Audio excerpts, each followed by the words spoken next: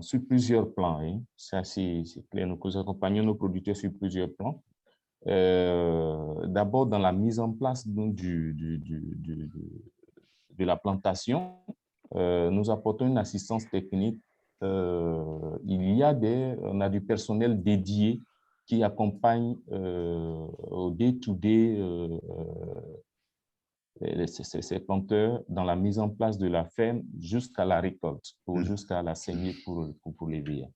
Et donc, toutes les bonnes pratiques agricoles que nous appliquons dans nos plantations, parce que Sitka aussi dispose de plantations industrielles, donc toutes ces bonnes pratiques agricoles sont automatiquement conseillées à ces planteurs dans leur mise en place.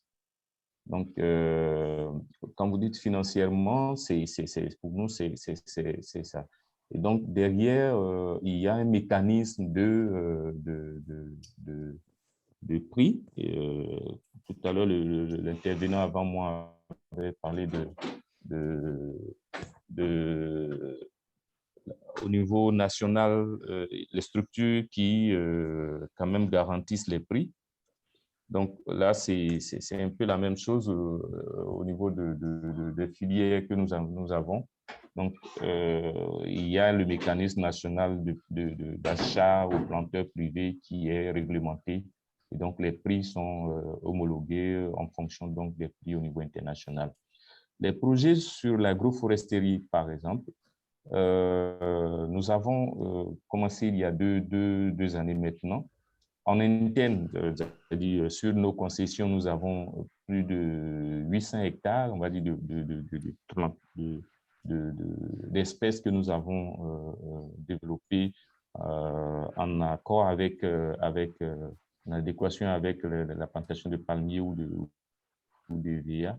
Et avec les planteurs privés, pour le moment, c'est encore faible, mais nous avons identifié déjà des zones, nous avons identifié des planteurs pour en faire un projet pilote et même avec des communautés pour faire également des projets pilotes. Et donc, certainement d'ici 2 ans, on aura les premiers résultats.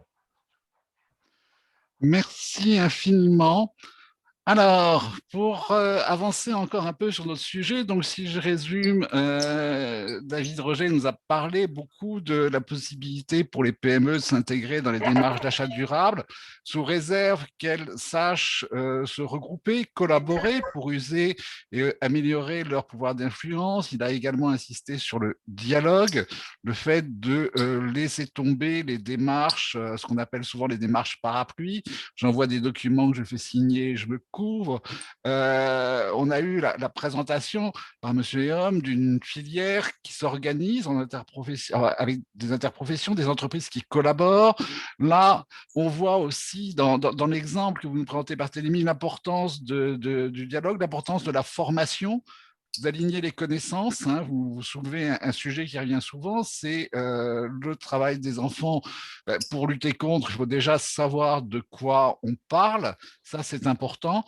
Donc, faire évoluer les achats durables, c'est aussi se former, comprendre et dialoguer pour être sûr qu'on parle tous le même langage.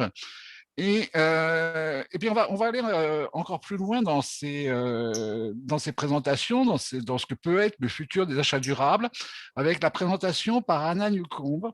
Anna est directrice générale de